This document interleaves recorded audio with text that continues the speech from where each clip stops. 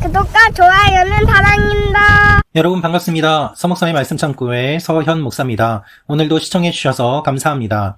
오늘은 창세기 34장 18절부터 31절 말씀입니다. 오늘 말씀은 하몰과 세겜이 성읍 사람들에게 할례를 받으라고 이야기를 합니다. 성읍 모든 남자가 할례를 받고 아파할 때에 시므온과 레위가 칼로 그들을 죽이고 디나를 데려옵니다. 야곱은 보복을 두려워해서 아들을 꾸짖고 아들들은 아버지에게 항변합니다. 오늘 이 말씀을 통해서 우리가 하나님의 마음을 함께 묵상해 보기를 원합니다. 18절 말씀인데요. 하몰과 그의 아들 세겜은 그들의 제안을 기꺼이 받아들였습니다. 하몰과 그의 아들 세겜이 어떠한 제안을 받아들였습니까? 할례를 받으면 동생을 주겠다는 그 제안을 받아들였습니다. 그들은 자기들만 할례를 받는 것이 아니라 성 사람들 모두에게 할례를 받으라고 이야기를 합니다. 그런데 성 사람들을 어떻게 설득할까요? 21절부터 내용이 기록되어 있는데요. 이 사람들은 우리에게 우호적인 사람들입니다. 그러니 그들이 이 땅에서 살면서 자유롭게 다니게 해줍시다. 이 땅은 그들과 함께 살 만큼 충분히 넓습니다. 우리가 그들의 딸들을 우리의 아내로 삼고 우리의 딸들을 그들에게 줍시다. 이야기를 한 내용을 살펴보면 이방 민족으로 있는 그들, 나그네로 있는 그들을 가나안 땅에서 살게 하고 또한 결혼을 통해서 한 민족을 이루게 하자, 결혼을 통해서 정략적인 관계를 맺자라고 이야기를 합니다. 그런데 그들의 속마음은 결국 23절에 기록되어 있습니다. 그러면 그들의 가축들과 그들의 재산과 그 밖의 모든 짐승들이 다 우리 것이 되지 않겠습니까? 그러니 우리가 그들의 뜻을 받아들여 그들이 우리와 함께 살도록 합시다. 이 사람들의 목적은 결국 무엇인가 하면 가축과 재산과 그 밖의 모든 짐승들이었습니다. 여자들도 취하고 가축들도 취하고 그 재산을 갖기 위해서는 할례를 받아주는 것을 통해 그들의 마음을 열고 또한 그 열린 마음을 이용해서 그들의 재산을 빼앗는 것이 어떻겠느냐라는 제안이었던 것이죠. 그래서 우리의 소유가 되지 않겠느냐라는 표현을 보면 야곱의 모든 소유가 틀림없이 자기들의 소유가 될 것임을 강조합니다. 그래서 이들의 이야기를 들어보면 이들 역시 야곱 집안과 성읍 사람들을 속이고 있는 것을 볼 수 있습니다. 언제 야곱이 자신의 재산들을 주겠다고 이야기를 했습니까?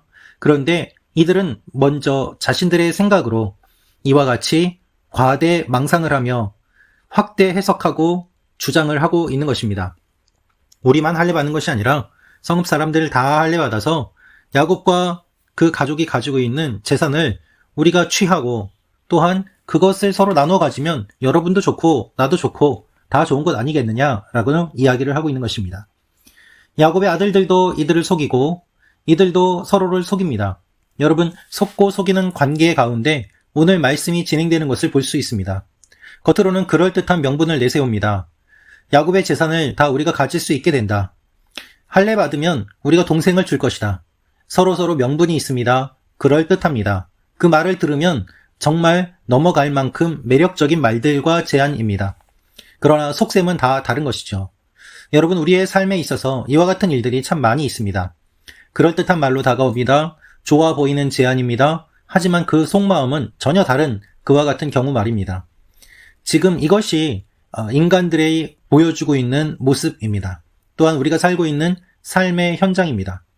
성문에 나가 있던 모든 사람들이 하몰과 그 아들 세겜의 말을 들었고 그 성의 모든 남자들이 결국 다 할례를 받았습니다.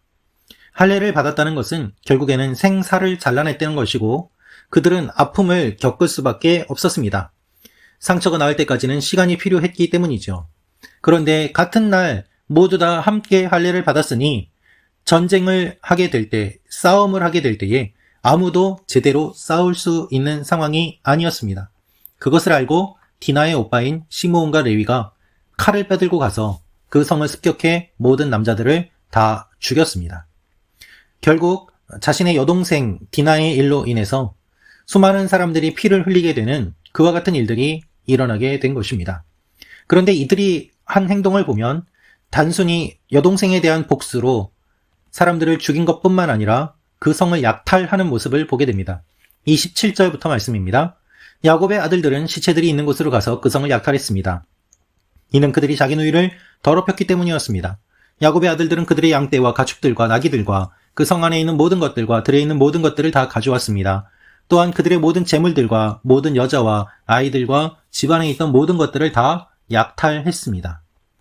동생의 복수라고 하기에는 조금 도가 지나칠 정도로 이들은 사람을 죽인 것뿐만 아니라 물건을 다 훔치는 모습을 보게 됩니다. 여러분, 이들이 마치 강도처럼, 도적처럼 오히려 더욱더 지독하게 복수하고 잔인하게 살인하고 약탈하는 것을 우리가 보게 됩니다. 여러분, 우리는 정당하다는 것을 이야기하면서 이익을 챙기는 경우가 너무나도 많이 있습니다. 자신의 논리와 정의를 내세우면서 뒤로는 실리를 챙기고 악행을 합리화하는 일들이 너무나도 많이 있습니다. 이 나라의 지도자들은 어떻습니까? 여러분, 정의를 이야기하고 거룩한 척하고 또한 공정한 척하고 모든 것에 대해서 바르게 판단하는 것처럼 보이지만 실제로는 뒤에서 자신들의 이익을 위해서 잘못된 판단을 하고 눈을 감고 오히려 더욱더 악한 일을 저지르는 그와 같은 일들이 인류 역사상 얼마나 많이 일어났습니까? 그것이 비단 사회뿐 아니라 교회에도 그런 일들이 일어나고 있지는 않습니까? 교회뿐만 아니라 다른 종교에도 그런 일들이 일어나고 있지는 않습니까? 이것이 하나님께서 우리에게 보여주시는 인간의 모습이고 현실입니다. 야곱은 시므온과 레위에게 이렇게 말합니다. 너희가 나를 곤란하게 만들었구나. 야곱은 왜 이렇게 이야기를 합니까? 그가 보복을 당할 것을 두려워했기 때문입니다. 너희가 이렇게 사람들을 죽이고 약탈을 하였으니 가나안 족속이 이제는 나를 죽이려고 하지 않겠느냐. 나는 수가 얼마 되지 않는데 그들이 뭉쳐서 나를 공격하면 우리는 망할 것이다 라고 야곱은 이야기합니다. 끝까지 이기적인 모습이죠. 야곱은 상처받은 딸을 생각하지 않습니다. 아들들의 안위를 생각하지 않습니다. 너희가 나를 곤란하게 만들었다 라면서 자기 자신만 생각하고 있습니다. 그래서 30절의 말씀을 보면 나를 곤란하게 만들었구나. 나를 사귈 수 없는 추한 사람이라고 여길 것이다. 나는 수도 얼마 되지 않는데 나를 공격하면 나와 내 집이 망하게 될 것이다. 야곱이 얼마나 자기 중심적인지 알 수 있습니다. 여러분, 부모라고 하더라도 자녀를 생각하기보다 자기 자신만 먼저 생각하는 사람들이 너무나도 많이 있습니다. 야곱이 그런 모습이었습니다. 그래서 아들들은 다시 한번 분노합니다. 31절입니다. 그들이 대답했습니다. 그러면 그가 우리 누이를 창녀처럼 대해도 된다는 말씀입니까? 그러면 그가 우리 누이를 창녀처럼 대해도 된다는 말씀입니까? 이들의 이야기는 얼핏 보면 맞는 것처럼 보이지요. 아버지에 대한 분노를 이야기합니다. 누이가 당한 것에 대해서 보복한 것이 무엇이 잘못되었다는 것입니까? 라고 이야기합니다. 하지만 뒤로는 어떻게 했습니까? 재물들을 약탈해서 자신들의 주머니를 채우지 않았습니까? 이들 또한 동생의 아픔을 이용해서 자신의 이익을 취하지 않았습니까? 결국 가장 큰 상처받은 사람인 디나는 어떠한 위로를 받습니까? 아무 위로도 받지 못하고 오빠들에게도 이용당하는 모습을 보게 됩니다. 항상 약한 사람들의 약점을 이용해 도와주는 척하면서 자신의 실리를 챙기는 그와 같은 사람들의 모습들이 너무나도 많이 있는 것이죠. 여러분, 오늘 말씀을 보면 하나님은 어디에 계실까요? 하나님은 이 모습을 보면서 무엇을 생각하실까요? 하나님께서는 인간들의 이와 같은 모습을 너무나도 적나라하게 다 보고 계시고 다 알고 계십니다. 이분이 우리 하나님이십니다. 그래서 하나님께서는 다시 한번 야곱에게 말씀하십니다. 야곱이 있어야 될 자리에 있어야 됨을 말씀하시고 알려주십니다. 사랑하는 말씀창고 가족 여러분, 오늘 말씀을 통하여서 여러분의 삶 가운데 일어나는 여러 가지 잔혹한 현장들 냉철하게 판단하고 분별하시기를 축원합니다. 그럴 때 하나님께서 새로운 길로 인도해 주실 것입니다. 우리의 삶은 그렇게 만만하지 않습니다. 그래서 하나님의 도우심이 필요합니다. 가나안 땅에 정착하려고 했던 야곱, 그의 마음은 가나안 땅에 있었지만 결국은 실패할 뿐이었습니다. 주님, 우리를 불쌍히 여겨 주옵소서. 기도하며 나아가는 여러분과 제가 되기를 원합니다. 기도하겠습니다. 아버지 하나님, 우리가 야곱의 아들들의 잔혹함을 봅니다. 가나안 사람들의 무지함과 또한 흉포함을 봅니다. 사람들의 이와 같은 모습들 속에서 살아갑니다. 주님의 자녀들을 지켜주시고 믿음의 사람으로 살게 하여 주옵소서. 예수님의 이름으로 기도합니다. 아멘.